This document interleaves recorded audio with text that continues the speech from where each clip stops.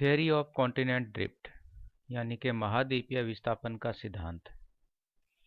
महाद्वीपीय विस्थापन का जो सिद्धांत है अल्फ्रेड वेगनर ने दिया था और उन्होंने ये बताया था कि आज के जो हम महाद्वीपों का जो डिस्ट्रीब्यूशन देख रहे हैं वो पहले के टाइम में ऐसा नहीं था। The position of the continent and the ocean as we see them in the map have not been the same in the past, यानी कि आज जैसा मैप में देख रहे हैं महाद्वीप और महासागरों का जो डिस्ट्रीब्यूशन हम देख रहे हैं वो ऐसा पहले नहीं था। It is a well accepted fact that the continent will not continue to enjoy their present position in time to come. और ये भी है कि आज आज जिस हिसाब से जो ओशियन एंड कॉन्टिनेंट का जो डिस्ट्रीब्यूशन है वो आने वाले टाइम में ऐसा नहीं रहेगा, क्योंकि उनके अंदर जो मूवमेंट हो रही है उस मूवमेंट की वजह से वो एक दूसरे के बगल में खिसक रहे हैं या उनकी जो डायरेक्शन है वो चेंज होती जा रही है। तो ये कॉन्टिनेंटल ड्रिफ्ट जो थ्योरी है क्या? From the unknown record of the history of the science, यदि हम साइंस की हिस्ट्री की बात करें, उसके कुछ रिकॉर्ड्स की बात करें, तो it was Ibrahim ऑर्टेलियस A Dutch map maker. Ibrahim जो ऑर्टेलियस एक क्या था, वो जो डच यानी कि एक मैप मेकर था, उसने मैप बनाया था। Who first propose such A possibilities, उसने सबसे पहले एक पॉसिबिलिटीज को जो है बताया था कि कहीं ना कहीं जो ये जो महाद्वीप है आपस में जुड़े हुए हैं या उनके जो है उनकी पोजीशन को देखकर उसने कुछ ऐसा बताया था। And ऑन्टेनियो पेलग्रीनी drew a map showing the three continent together। उसके बाद ऑन्टेनियो पेलेग्रीनी ने एक मैप बनाया था जिसके अंदर उन्होंने तीन कॉन्टिनेंट को आपस में जुड़ा हुआ बताया था। तो इसके बाद जो है कॉन्टिनेंटल जो ड्रिफ्ट थ्योरी है, इसके बाद जो वैगनर ने इसको साइंटिफिक प्रूफ के आधार पर जो है एक सिस्टमेटिक वे से जो है इसने उसको प्रेजेंट किया था। तो इसलिए हम कह सकते हैं कि जो कॉन्टिनेंटल जो ड्रिफ्ट थ्योरी है उसको वैगनर के द्वारा प्रस्तुत किया गया है। तो अल्फ्रेड वैगनर ए जर्मन मीटीरियोलॉजिस्ट, यहाँ पर ये देखिए कहाँ का था, ये जर्मनी का था। क्या था? मीटीरियोलॉजिस्ट। कई बार ये शॉर्ट आंसर क्वेश्चन में पूछा जा सकता है कि अल्फ्रेड वैगनर क्या था, तो मीटीरियोलॉजिस्ट था।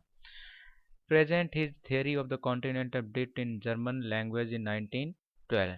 1912 के अंदर उसने अपनी जो थियरी, कौन सी? कॉन्टिनेंटल ड्रिफ्ट, जिसको महाद्वीपीय विस्थापन का सिद्धांत कहते हैं, 1912 में इसने प्रस्तुत की थी, जो कि जर्मनी भाषा के अंदर प्रदर्शित हुई थी, प्रकाशित हुई थी।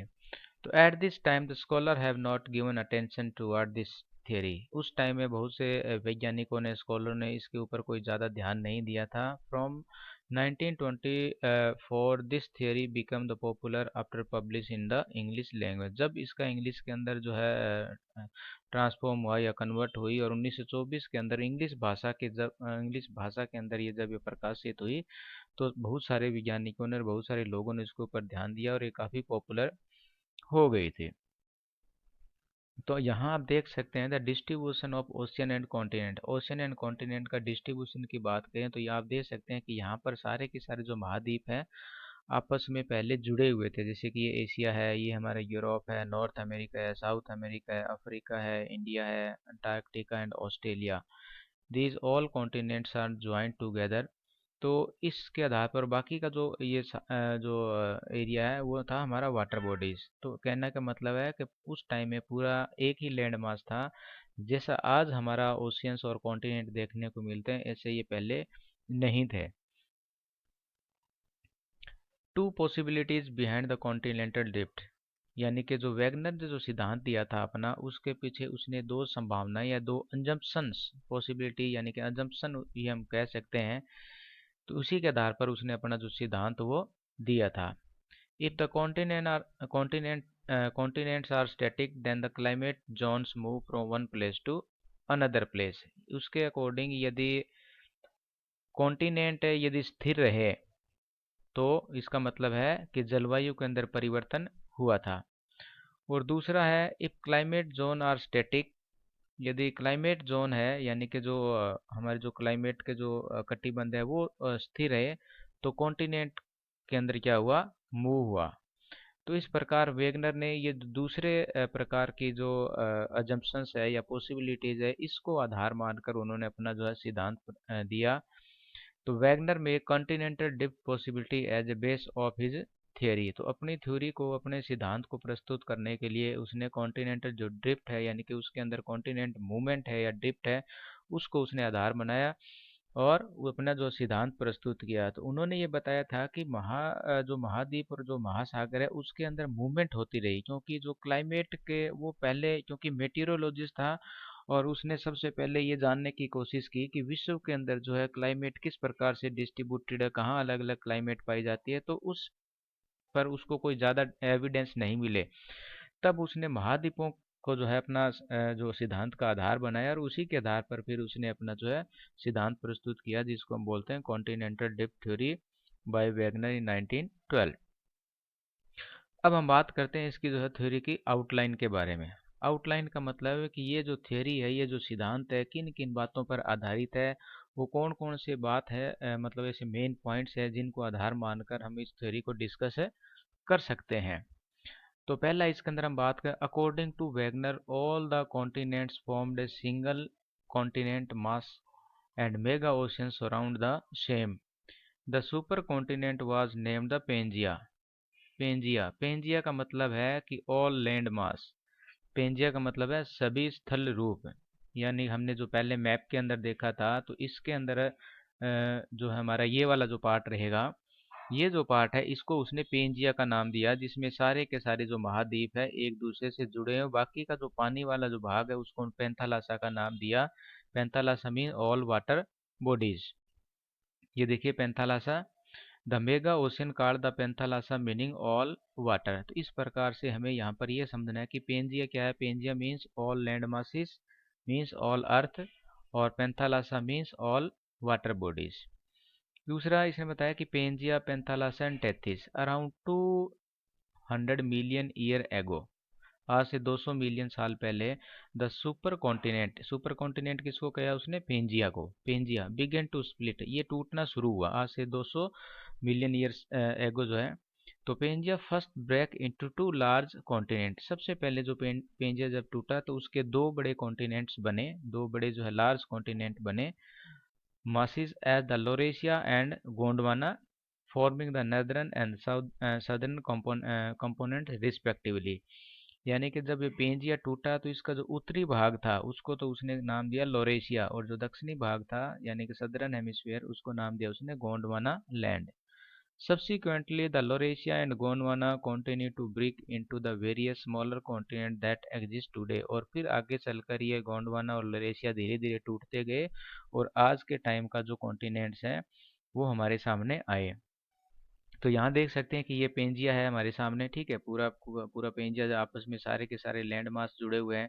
और ये था पेंथालासा जिसको हमने बोला गया ऑल वाटर बॉडीज, पेंजिया। अब ये पेंजिया जो है धीरे धीरे टूटना शुरू हुआ। ये देखिए यहाँ पर north America, south America, Africa, और ये हमारा पैसिफिक ओशन, इंडिया। आप देख सकते हैं कि इंडिया हमारा पहले जो है इक्वेटर के साउथ में था और आज हमारा इक्वेटर के ये नॉर्थ के अंदर है। तो इस प्रकार हम देख सकते हैं कि पूरा का पूरा जो लैंड मासिस था आपस के अंदर जुड़ा हुआ था और इसी को ही उसने पेंजिया का नाम दिया। और बाकी के जो वाटर बॉडीज था उसको उन्हें पेंथालासा, यानी कि the all water bodies is known as the पेंथालासा। ये देखिए यहाँ पर सबसे पहले जो है 225 मिलियन ईयर एगो, परमियन एज के अंदर जो पेंजिया मतलब एक सुपर कॉन्टिनेंट था। तो 200 मिलियन ईयर एगो जो पेंजिया धीरे धीरे स्प्लिट हुआ, जिसमें जो उत्तरी भाग है ये नॉर्थ जो पार्ट है इसको उसने लोरेशिया का नाम दिया गया और ये जो है गोंडवाना लैंड कहलाया।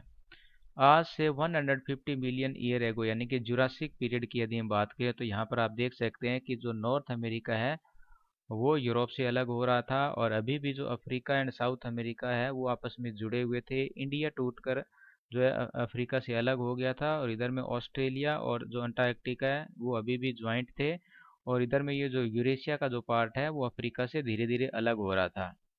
क्रिटेशियस जो यदि हम पीरियड्स की बात करें तो जो आज से 65 मिलियन ईयर एगो हुआ था, इस प्रकार से ये धीरे धीरे है।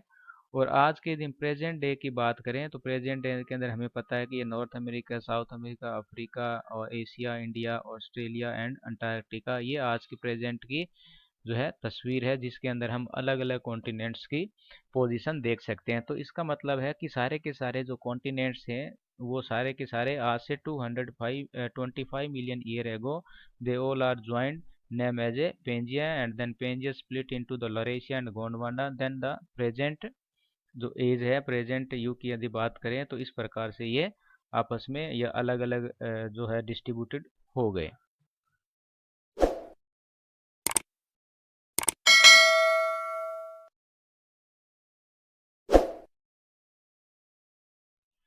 नेक्स्ट हमारे इसमें आता है breaking and floating of Pangaea, यानी कि पेंजिया का टूटना और उसका विस्थापित होना।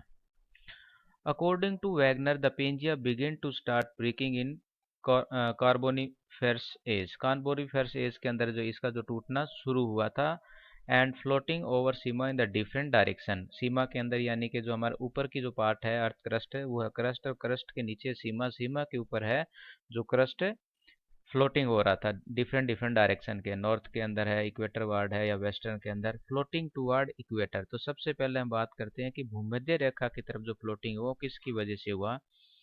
Due to gravitational forces and force of बायोएसी, यानी कि हम गुरुत्वाकर्षण शक्ति, और बायोएसी का मतलब है जो है द्रव का उछलना। द्रव का उछलने से मतलब है कि इसके अंदर जो है द्रव के उछाल, तो जिस प्रकार से यहाँ पर हम देख सकते हैं कि जो हमारा जो मेंटल है वहाँ से फिर कुछ जो मैग्मा जो है बाहर की तरफ आने की कोशिश करता है, तो तब अंदर से जो हमारी बायोएसी जो फोर्स है वो वर्क करती है और इस प्रकार से जो है मूवमेंट होता रहता है।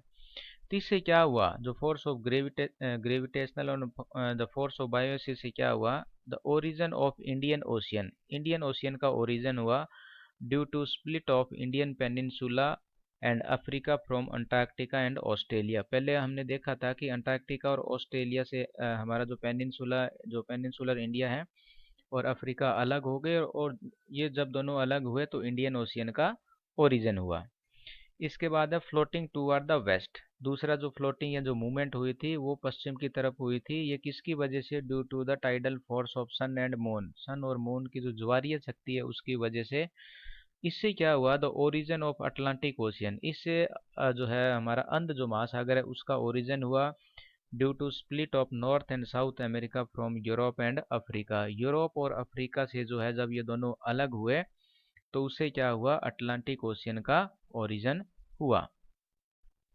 उसके बाद में जो हमारा नेक्स्ट पॉइंट इसके है वो है ओरिजिन ऑफ माउंटेन। तो हम इससे क्या है, इस ओरिजिन ऑफ माउंटेन का ओरिजिन कैसे हुआ इसको भी समझने की कोशिश करेंगे।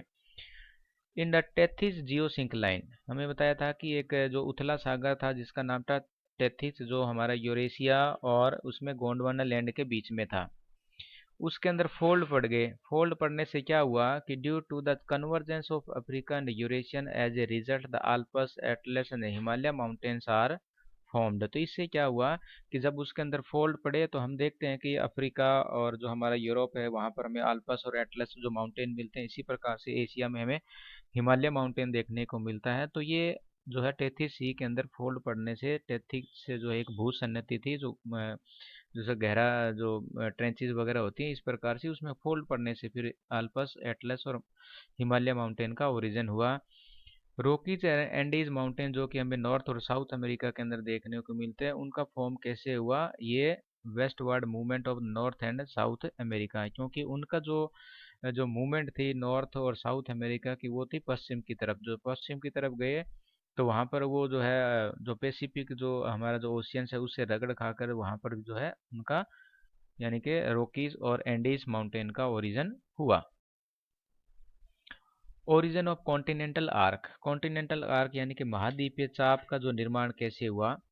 तो जब ये मूवमेंट हो रही थी कौन सी, भूमध्य सागर की तरफ, भूमध्य रेखा की तरफ या पश्चिम की तरफ, तो उसमें से कुछ एक पार्ट जो छूटते जा रहे थे।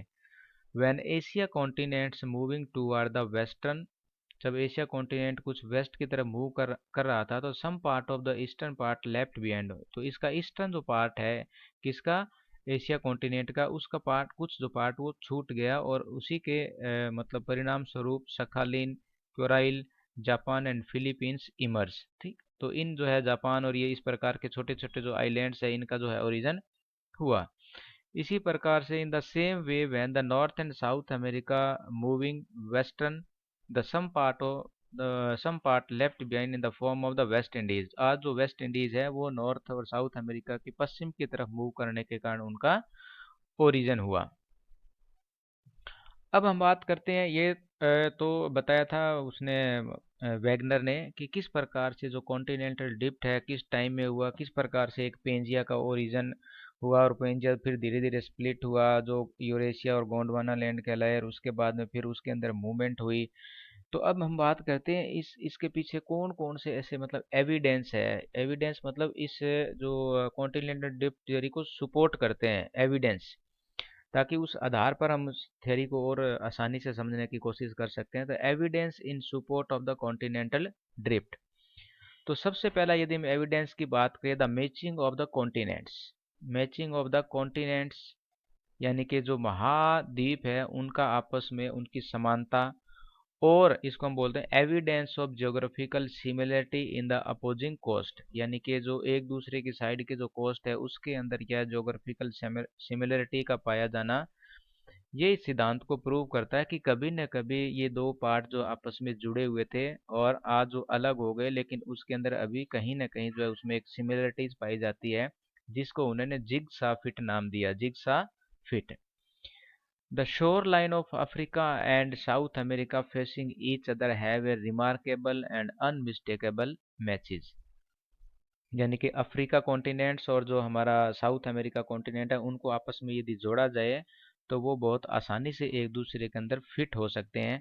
यहाँ पर आप देख सकते हैं कि ये साउथ अमेरिका है और इधर में ये हमारा जो है अफ्रीका है, जो पहले आपस में जुड़े हुए थे जब वो एक गोंडवाना लैंड या पेंजिया का पार्ट थे।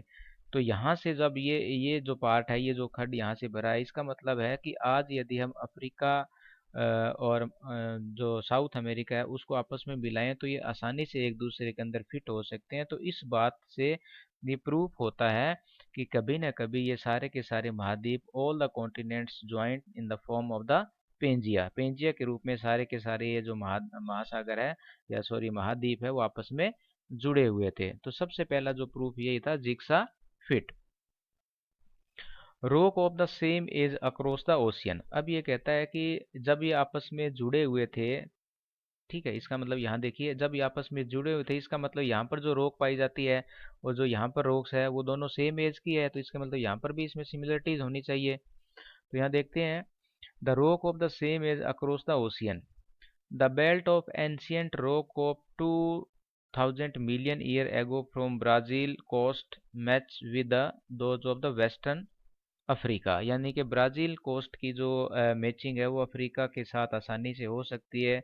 द अर्लीस्ट मरीन डिपॉजिट, यानी कि पुराने समय के जो हमारे समुद्र के जो डिपॉजिट्स है along the coast line of the south American Africa are of the Jurassic age, और ये भी क्या कहता है कि ये जुरासिक पीरियड के हैं। यहाँ पर ये 200 मिलियन ईयर एगो की बात है।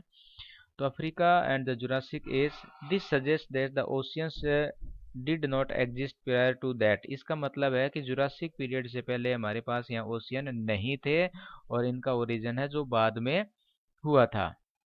ये आप देख सकते हैं यहाँ पर कि rock of the same rock type की यदि हम बात करें तो जैसे कि यहाँ पर ये हमारा साउथ अमेरिका है, यहाँ की रॉक, और इधर में अफ्रीका की रॉक, ये दोनों सेम सेम है। इधर इसी प्रकार से यहाँ इसका जो साउदर्न पार्ट है ये सेम है। इधर में नॉर्थ अमेरिका और यूरोप के अंदर यदि हम बात करें तो इनकी जो रॉक है वो सेम है, क्योंकि आपस में एक दूसरे से जुड़े हुए थे, ज्वाइंट थे। तो इस प्रकार से ये हम कह सकते हैं कि इनकी जो रॉक्स है नॉर्थ अमेरिका और यूरोप की वो सेम एज की है, साउथ अफ्रीका एंड जो है साउथ अमेरिका की वो सेम एज की है। तो Wegener map also help to explain the similar matching rocks formation found ocean apart, यानी कि ओशियन से दूर, यानी कि आज तो यदि हम इनकी डिस्टेंस देखे बीच में तो काफ़ी गैप हो गया है मूवमेंट की वजह से, लेकिन पहले के टाइम में ये कहीं ना कहीं आपस में जुड़े हुए थे, और जिसकी वजह से आज भी यदि हम उनके रॉक की मैचिंग करते हैं तो कहीं ना कहीं हमें सिमिलरिटीज देखने को मिलती है। That proves that earlier the all land masses are joined together and they are split after that। Next है हमारा टिलाइट डिपॉजिट। टिलाइट्स एक्चुअली में क्या होते हैं, टिलाइट्स जो है वो एविडेंस होते हैं, या आप यूँ कह सकते हैं कि ग्लेशियर के द्वारा, यानी कि कार्बोनिफेरस के बाद में जो है उसका जो उत्तरार्ध वाला पीरियड रहा उसके अंदर जो है काफ़ी सारे ग्लेशियर जो है फैल गए थे। तो ग्लेशियर के जो डिपॉजिट्स है उन्हीं को एक्चुअली में टीलाइट्स के नाम से जाना जाता है। यानी कि ग्लेशियर के द्वारा जो रिमेनिंग पार्ट जो बच जाता है, यानी जो सेडिमेंट्स जो बच जाते हैं, उन्हीं को हम क्या बोलते हैं? टीलाइट्स। तो it is the sedimentary rocks formed out of the deposit of the glacier. The Gondwana system of the sediments from India is known to have its counterpart in 6 different land masses of the southern hemisphere. यानी कि India के साथ साथ में इस प्रकार के जो टिलाइट्स के जो डिपॉजिट हैं वो अलग अलग पार्ट्स के अंदर हमें देखने को मिलते हैं, जो कि हमें अफ्रीका, ऑकलैंड आइलैंड्स जो Madagascar, Antarctica and Australia. Overall resemblance of the Gondwana type sediments clearly demonstrate that these landmasses had remarkable similar history.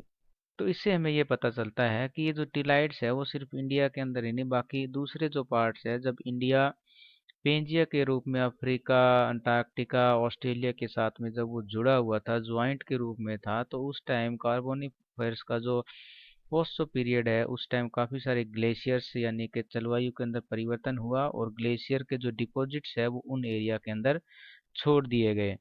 तो जब आज हम इनका अध्ययन करते हैं तो हमें पता लगता है कि जो पहले के टाइम में ये दीज पार्ट यानी कि सारे के सारे जो पार्ट थे वो किसी न किसी एक लैंड मास का ही पार्ट रहे थे।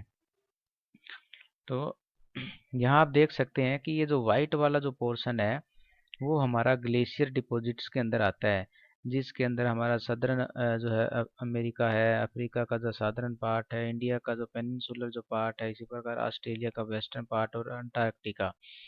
यहाँ पर हमें टिलाइट्स के जो डिपॉजिट्स है उनके जो साइन मिले हैं, इसी के आधार पर हम कह सकते हैं कि कहीं ना कहीं या कभी न कभी ये जो पूरा का पूरा पार्ट था एक ही पार्ट पार्ट था, और जब वो अलग अलग हुए तो आज इनके जो रिमेन्स है या जो टिलाइट्स है वो डिफरेंट डिफरेंट कॉन्टिनेंट्स के अंदर चले गए। प्लेसर डिपॉजिट। प्लेसर एक्चुअली में क्या है, जो एक एक प्रकार की मिट्टी होती है जिसके अंदर हमें गोल्ड्स पाया जाता है यानी कि सोना पाया जाता है। तो इस प्रकार की जो मिट्टी है the occurrence of the rich placer deposit of the gold is in Ghana. जो घाना का कोस्ट है, अफ्रीका तो वेस्टर्न साइड में घाना है, वहाँ पर इस प्रकार के डिपॉजिट्स मिलते हैं। And the gold bearing veins are in Brazil, और ये ब्राज़ील के अंदर भी इस प्रकार के गोल्ड बियरिंग जो वेन्स है वो मिलते हैं। तो it is obviously that the gold deposit of the Ghana are derived from the Brazilian plateau। तो इससे हमें ये पता लगता है कि जो घाना के अंदर जो गोल्ड मिलता है या उनकी मिट्टी के अंदर जो सोना मिलता है वो ब्राज़ील के प्लेटू से लिया गया है, यानी कि कभी न कभी घाना और ब्राज़ील प्लेटू एक ही लैंड मास के पार्ट थे when the two continents lay side by side। तो यहाँ इसके बाद में हमारा आता है इसमें distribution of the fossils. Fossils यानी कि जो हमारे पेड़ पौधों जीव जंतुओं के जो अवशेष बच जाते हैं उनका जो डिस्ट्रीब्यूशन है पूरे वर्ल्ड के अंदर, उसके आधार पर भी हम इसमें पता लगा सकते हैं कि कहीं ना कहीं ये डिपॉजिट आज भी हमें अलग अलग कॉन्टिनेंट के अंदर देखने को मिलते हैं। Distribution of fossils. The observation that lemur occur in India, Madagascar and Africa led some to consider a continuous landmasses Lemuria, linking these three landmass। यानी कि जो लेमूर्स हैं ये लेमूर सिर्फ इंडिया, मेडागास्कर एंड अफ्रीका के अंदर पाए जाते थे, और इसको मिलाकर एक लेमुरिया, इसको आइलैंड्स के नाम से या लैंड मास के नाम से जाना जाता था। इसी तरीके से जो मेसोसोर्स है, रेप्टाइल्स है, अडेप्टेड टू सेलो, जो कि छिछले वाटर के अंदर रहते हैं, सेलो इस वाटर्स के अंदर। The skeleton of these are found only in two localities. इसके जो स्केल्टन्स है, इसके जो रिमेन्स है, दो एरिया के अंदर पाए जाते हैं, जिसमें से एक तो है साउथ अफ्रीका और दूसरा है ब्राज़ील। यानी कि ये दोनों आज जो है साउथ अफ्रीका और ब्राज़ील आज एक दूसरे से लगभग 4800 किलोमीटर जो है दूर है, बीच में इनके ओशियन पड़ता है। तो इसका मतलब है कि कभी न कभी ये जो सारे पार्ट है, चाहे इंडिया है, वो मेडागास्कर, अफ्रीका है, साउथ अफ्रीका एंड ब्राज़ील, ये किसी न किसी एक लैंड मास के पार्ट जो है रहे हैं।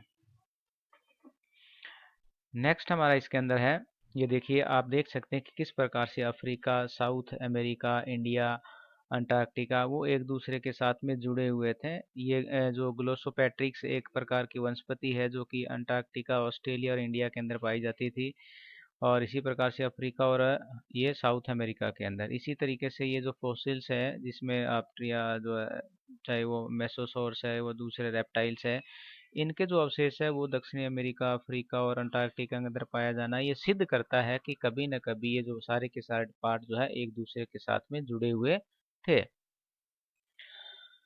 फोर्स फॉर ड्रिफ्टिंग, यानी ड्रिफ्टिंग के लिए कौन कौन से फोर्स काम कर रहे थे, तो यहाँ पर हम देख सकते हैं कि ड्रिफ्टिंग के लिए सिर्फ दो ही प्रकार की फोर्स काम करी थी। यहाँ पर एक था पोल जो है पोल प्लिंग जो फोर्सेस, जिसके कारण जो है वो किसकी वजह से क्रिएट हुआ था, due to the rotation of अर्थ।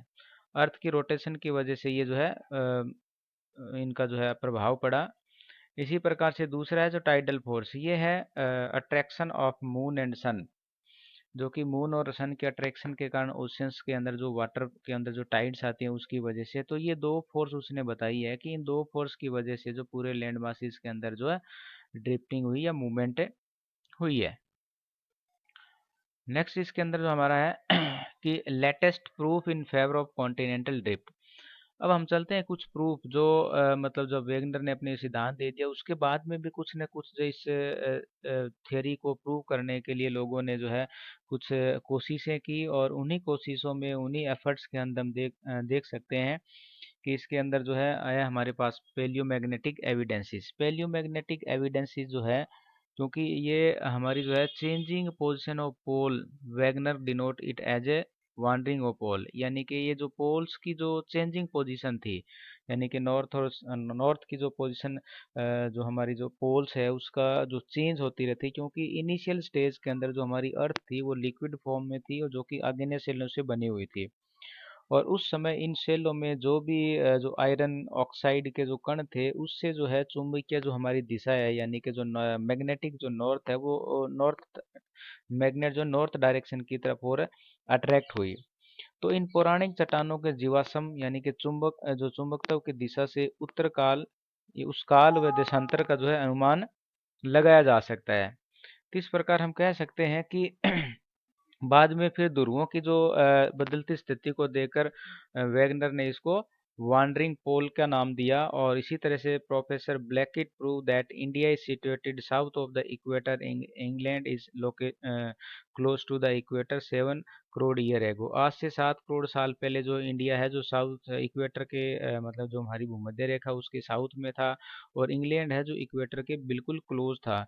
तो ये सारी बातें जो मतलब प्रूव करती है ना कहीं जो है कॉन्टिनेंट्स के अंदर ड्रिफ्टिंग हुआ है, और वहीं आगे चलकर जो हमारा ड्रिफ्टिंग का जो है सिद्धांत बना नेक्स्ट था। इसमें है कन्वेक्शनल करंट थ्योरी, यानी कि जो वेग ने जो सिद्धांत दिया था उसको प्रूव करने के बाद में जो लेटेस्ट एविडेंस है उसमें से एक है कन्वेक्शनल करंट। कन्वेक्शनल करंट का जो कंसेप्ट आर्थर होम्स ने दिया था 1930 के अंदर, उन्होंने बताया he discuss the possibility of the convectional current operating in the mantle portion. उसने ये बताया था कि जो पृथ्वी का जो आंतरिक भाग जो मेंटल है उसके अंदर कन्वेक्शनल करंट चलती है, जिनको संवहनीय धाराओं के नाम से जानते हैं। These currents are generated due to the radio active elements, और ये करंट किस लिए इनका ओरिजिन होता है, क्योंकि पृथ्वी के आंतरिक भाग के अंदर जो लिक्विड मेल्टन मोल्टन मैग्मा जो है उसको उसके अंदर रेडियो एक्टिव एक्टिविटीज चलती रहती है। उस एक्टिविटी से जो है कन्वेक्शनल करंट राइज होती है, और वो क्यों होती है, वो थर्मल डिफरेंसेस के कारण, उनके अंदर तापमान के अंदर डिफरेंसेस के कारण जो है मेंटल के अंदर इस प्रकार की एक्टिविटी यानी कि रेडियो एक्टिविटी चलती रहती है। This was an attempt to provide an explanation to the issues of the forces. ये एक मतलब इशू, ये जो है एक अटेम्प्ट हो सकता है, एक कोशिश हो सकती है किसके लिए, इशू ऑफ फोर्सेस, यानी कि वैगनर जो जो फोर्स बताई थी उसको प्रूव करने के पीछे, मतलब उसको प्रूव करने के लिए ये एक एविडेंस के रूप में एक अटेम्प्ट हो सकता है, on the basis of which the contemporary scientist discarded the continental. और इसके आधार पर जो है उसके साथ में बहुत सारे वैज्ञानिकों ने इस थ्योरी को जो डिस्कार्ड कर दिया था, नकार दिया था। ये देख सकते हैं कि ये हमारा इनर कोर है, ये हमारा आउटर कोर है, और ये हमारा मेंटल। और मेंटल के अंदर ये जो है इस प्रकार से एरो दिए गए हैं, ये दिखाते हैं कि किस प्रकार से जो मोल्टन मटेरियल है वो बाहर की तरफ यानी कि ऊपर की तरफ जा रहे हैं। तो इस प्रकार से यहाँ जाने के बाद में फिर यहाँ इनका जो है इस साइड में रोटेशन हो जाता है, तो पूरे इस तरीके से जो है रोटेट करते रहे, इसे ये रोटेट करते रहते हैं। ये जो ऊपर की तरफ जाता है यही हमें दिखाता है कि यहाँ पर कन्वेक्शनल करंट चली है। जहाँ पर ये मोल्टन मैग्मा ऊपर की तरफ बढ़ रहा है वहाँ पर एक जो है कॉन्टिनेंटल ड्रिफ्ट या ओशियन जो रिज है उसका ओरिजिन हो रहा है, वहाँ से फिर जो सी फ्लोर स्प्रेडिंग हो रहा है। तो किस प्रकार से आप देख सकते हैं कि यहाँ ये सबडक्शन जोन है और इसमें यहाँ हैवी प्लेट अंदर आ रही है और इसके बाद में फिर यही मोल्टन मटेरियल जो मैग्मा बनकर बाहर की तरफ जा रहा है। तो इस प्रकार से द क्रस्ट जो है फ्लोटिंग कर रहा है किसके ऊपर, मेंटल के ऊपर। उसके बाद में जो कंसेप्ट आया था वो है सी फ्लोर स्प्रेडिंग, यानी कि सागर नितल का जो प्रसरण जिसको हम बोलते हैं, महा जो सागर नितल है यानी कि महासागरों का जो नितल है वो धीरे धीरे फैल रहा है। The mapping of the ocean floors and paleomagnetic studies of the rocks from the oceanic regions revealed the following fact. Ocean floor की मैपिंग हुई और पेलियोमैग्नेटिक स्टडीज के आधार पर, अध्ययन के आधार पर, जो पूरा चुंबकीय अध्ययन है उसके आधार पर हम कुछ जो है ओशियन जो रीजन्स है उसके बारे में कुछ फैक्ट हम बताने जा रहे हैं। जैसे कि it was realise that all along the mid oceanic ridge. अब हम आपको बताएंगे ये मिड ओशियनेटिक जो रिज क्या है। ये समुद्र के बीच में वो जगह है जहाँ पर जो मोल्टन मटेरियल बाहर की तरफ आता है और दोनों साइड में डाइवर्ट हो जाता है। जैसे कि यहाँ आप देख सकते हैं ये जो है ये रिज है, यहाँ पर जो है मोल्टन मटेरियल बाहर की तरफ आ रहा है जिसके कारण ये प्लेट इधर की तरफ मूव करी है और ये प्लेट इधर की तरफ मूव करे, तो यहाँ एक नई रिज का ओरिजिन हो रहा है। So it was realized that all along the mid-oceanic ridge the volcanic eruption are common, यानी कि वहाँ पर जो ज्वालामुखी घटनाएं होती रहती है वो कॉमन है। And they bring the huge amount of lava to the surface in the area, और वो एक बहुत बड़ी मात्रा के अंदर, बहुत ज़्यादा मात्रा के अंदर जो लावा को है धरातल पर लेकर आते हैं। The rocks The rocks on either side of the crust of the mid-oceanic ridge show the remarkable similarities. अब जो मिड ओशियनेटिक रीज है, मान लीजिए मिड ओशियनिक रीज है, इस साइड की यहाँ की जो रॉक्स है और इधर की रॉक है, उन दोनों के अंदर सिमिलरिटीज पाई जाती है क्योंकि वो एक ही प्रकार की रॉक से बनी होती है, यानी कि मैग्मा से बनी हुई। सी फ्लोर स्प्रेडिंग में आगे हम देखते हैं the oceanic crust rocks are the much younger than the continental crust, यानी कि जो ओशियन जो क्रस्ट है वो कहीं यंगर है यानी कि नई है कॉन्टिनेंट के मुकाबले। Sediment on the oceans floor are very thin, यानी कि जो ओशियंस फ्लोर के ऊपर जो सेडिमेंट्स है वो बहुत ही अभी थिन है, पतले हैं। The deep tranches have deep seated, और इसके अंदर जो गहरी खाइयां बनी है वो काफी गहरी है, डीप है। और earthquakes occurrence while in the mid oceanic ridge, जो मिड ओशियनेटिक जो रिज है यानी कि समुद्र के बीच में महाद्वीप या जो कटक महासागर, कटक जिसको हम बोलते हैं, वहाँ के आसपास जो है अर्थक्वेक्स का ओरिजिन होता है। The quake foci have the shallow depth, यानी कि वहाँ पर जो ओरिजिन हो रहे हैं जो अर्थक्वेक है उनकी गहराई इतनी ज़्यादा नहीं है। Proposed by Hess in 1961, according to him, the constant eruption at the crest of the oceanic crust of the ocean crust and the new lava wedges into it, pushing the oceanic crust on either side, the oceans thus spread। यानी कि जिस प्रकार से continental जो हमारी जो mid ओशियनटिक रीज है ये ओशियंस के बीच में, इधर से जो लावा फ्लोटिंग हो रहा है वो इधर में जा रहा है, इधर से जो हो रहा है वो इधर में जा रहा है, इसका मतलब है दोनों साइड में जो ओशियन है उसको पुश कर रहा है। और इस प्रकार से हम देख सकते हैं कि जो ओशियंस का स्प्रेडिंग हो रहा है यानी कि सागर नितल में प्रसरण हो रहा है। नेक्स्ट हमारा इसके अंदर है, आप इसमें देख सकते हैं कि ये हमारा जो ओशियन है, ओशियन सरफेस है, और ये हमारा जो है यहाँ पर जो सी लेवल है, सी लेवल के अंदर यदि हम जाते हैं तो ऊपर वाली साइड से यहाँ से जो कॉन्टिनेंट्स है, इसके बाद में हमारा ये सेल्फ आता है, सेल्फ के बाद में फिर हमारा ये यहाँ पर स्लोप आता है, स्लोप के बाद में ये कैनियंस बने हुए हैं, जो ओशियनिक जो स्लोप्स होता है, ढाल होती है, वहाँ पर जो हमें कैनियन देखने को मिलते हैं। ये कॉन्टिनेंटल राइज है, यहाँ से फिर धीरे धीरे ये देखिए, और ये जो बीच में एक जो लाइन आपको दिखाई दे रही है ये है ओशियनिटिक यानी कि मिड ओशियन रिज, रिज की तरह, कटक की तरह दिखाई देती है, जहाँ पर जो इसके नीचे से मैग्मा राइज होता है और दोनों साइड में इधर में आ रहा है और इधर से ये इधर जा रहा है, जिसकी वजह से ये जो धीरे धीरे बढ़ रहा है और इससे बढ़ने से जो है ये ओशियन फ्लोर जो स्प्रेडिंग हो रहा है। ये एबीसियल प्लेन है, यानी कि जिस प्रकार से धरातल पर माउंटेन्स प्लेन्स पाए जाते हैं उसी प्रकार से ओशियन के अंदर भी हमें देखने को मिलते हैं इस प्रकार से। और ये काफ़ी जो है ट्रेंचेज या खाई जिसको हम कह सकते हैं, ये हमारे यहाँ जो वल्कनिक इरप्शन हो रहा है और ये आइलैंड आर्क्स है। Sea floor spreading and subduction, आप इसमें इस पिक्चर के द्वारा और इसको समझ सकते हैं कि सी फ्लोर स्प्रेडिंग कैसे हो रहा है। जैसे कि ये यहाँ पर मेग्मा राइज हो रहा है, जब मेग्मा राइज होगा तो वो पुश करेगा प्लेट्स को, ये यहाँ पर इधर साइड साइड में मूव हो रही है प्लेट्स, और ये वाली जो प्लेट्स है इधर वाली साइड के अंदर मूव हो रही है, तो जिससे क्या होगा, यहाँ एक नई अर्थ क्रस्ट का ओरिजिन हो रहा है। ये मिड ओशियानिक रीज के नाम से जानते हैं। और इस साइड में सी फ्लोर स्प्रेडिंग हो रहा है, यहाँ पर भी सी फ्लोर स्प्रेडिंग हो रहा है, और ये हमारी ओशियानिक ट्रेंचेज है जहाँ पर हमें ये ओशियानिक जो है खाइयाँ देखने को मिलती है। और ये वोल्केनिक इरप्शन यहाँ पर होता है। क्यों होता है? क्योंकि ये जो हैवी प्लेट्स है, और ये जब लाइटर प्लेट के नीचे चली जाती है, when the heavy plates are move और subduct into the lighter plates, तो अब ये जैसे जैसे अंदर जाएगी यहाँ से मेल्ट होनी शुरू हो जाती है। मेल्ट होगी तो यहीं पर जो है मेग्मा राइज अप होगा, मेग्मा राइज होगा तो यहाँ पर वोल्केनिक इरप्शन होगी और नए नए माउंटेन्स का ओरिजिन होगा। ये देखिए इस पिक्चर में भी आपको सी फ्लोर स्प्रेडिंग दिखाया गया है, किस प्रकार से पहले ये धीरे धीरे मैग्मा राइज होता है, तो धीरे धीरे ये जो है सी फ्लोर स्प्रेडिंग हो रहा है स्लोली स्लोली, उसके बाद में फिर ये इतना हो गया, इधर में फिर ये इतना ज़्यादा और हो गया है। और यहाँ आते आते यहाँ पिक्चर के द्वारा एक आदमी जैसे लेटा हुआ पड़ा है कि ये धीरे धीरे जो है और सी फ्लोर स्प्रेडिंग हो रहा है। तो sea floor spreading it's tearing me apart help, तो ये कहता है कि मुझे है जो है बीच में से डाउन कर देगा, टीयर कर देगा, तो मुझे मेरी हेल्प कीजिए। तो इसका मतलब है कि धीरे धीरे यहाँ पर जो मैग्मा राइजिंग जो राइजिंग होने से जो हमारा सागल का जो नितल है इसके अंदर प्रसरण हो रहा है। अब हम बात करते हैं इसका criticism of the Wagner theory. तो वैगनर ने जो अपना सिद्धांत दिया था उसको ही बहुत सारे लोगों ने उसकी आलोचना भी की है। तो अब उन पॉइंट को डिस्कस करते हैं कि किन किन आधार पर जो वैगनर की थियरी है उसका क्रिटिसिज्म हुआ है। तो सबसे पहला इसमें पॉइंट है the coast line are temporary feature, ये बताते हैं कि जो कोस्ट लाइन है वो टेम्परेरी फीचर्स हैं, आर लाइबल टू चेंज, और उसके अंदर चेंज हो सकता है। जिस प्रकार से अफ्रीका और अमेरिका की जो कोस्ट लाइन थी उसके अंदर काफ़ी समय से वो एक दूसरे से अलग हो रहे हैं, तो अब उसके अंदर हमें चेंज भी देखने को मिलता है। तो इसके आधार पर भी उन्होंने कहा, इसका क्रिटिसिज्म किया है। The position of pole constantly drift toward the plate tectonic due to plate tectonic. अब ये कहता है कि इसने जो फोर्स बताई थी या जो पोल का जो ड्रिफ्टिंग हो रहा है वो प्लेट टेक्टोनिक की वजह से हो रहा है, कि कॉन्टिनेंटल ड्रिफ्ट की वजह से। पोल में हैव शिफ्टेड, जो पोल है वो भी शिफ्ट हुए हैं, नॉट नेसेसरी द कॉन्टिनेंट, ये जरूरी नहीं है कि कॉन्टिनेंट ही शिफ्ट हुए हैं, पोल भी शिफ्ट हुए हैं, इसके आधार पर भी इसकी आलोचना की गई है। The similar vegetation found in unrelated part of the world like Afghanistan, Iran and Siberia.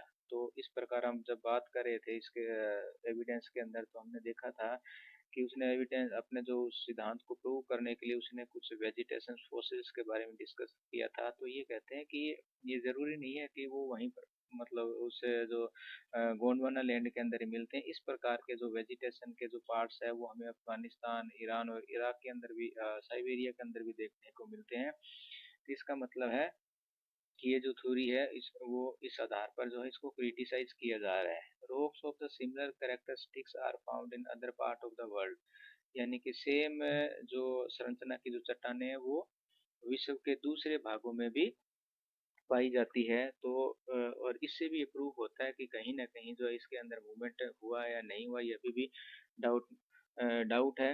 तो इस प्रकार की चट्टानें हैं जो और जगह पर पाया जाना, इसका मतलब ये नहीं है कि वो भी इसी का ही एक पार्ट रहा है। The Wagner failed to explain why the drifting began in only Mesozoic era and not before। अब ये जो वैगनर है इसने बताया था कि इसका जो ड्रिफ्टिंग है मेसोजोइक इरा के अंदर ही शुरुआत, लेकिन वो ये बताने में फेल रहा कि ये इससे पहले या बाद में ही क्यों नहीं है, उसी टाइम क्यों हुआ। The theory does not consider ocean, इस थ्योरी के अंदर हमने सिर्फ कॉन्टिनेंट्स की बात की है, ओशियंस के बारे में ज़्यादा डिस्कस नहीं किया, या क्योंकि ओशियंस को इसने कंसिडर नहीं किया। Ocean is also a part of our earth. The proof heavily depend on assumptions, इसने जो अजम्पशंस मानी थी उसके आधार पर ही इसके जो प्रूफ है, और अजम्पशंस के आधार पर हम मतलब किसी भी जो सिद्धांत है, किसी कोई भी जो थ्योरी है उसको क्रिटिसाइज किया जा सकता है। The force like buoyancy, tidal currents and gravity are too weak है यहाँ पे to be able to move continent, यानी कि जो उसने फोर्स सजेस्ट की थी, बायोएंसी की है, टाइडल करंट्स की है या ग्रेविटी की है, तो इसके आधार पर जो है कॉन्टिनेंट्स को मूव नहीं करवाया जा सकता। तो these are the few points on which the continental drift theory has to be criticise. लेकिन फिर भी कहीं ना कहीं हमें ये महाद्वीपों के विस्थापन से संबंधित सूचनाएं देता है, इंफॉर्मेशन देता है। तो थैंक्स फॉर बीइंग वाचिंग। ये तो थी हमारी कॉन्टिनेंटल ड्रिफ्ट थियरी।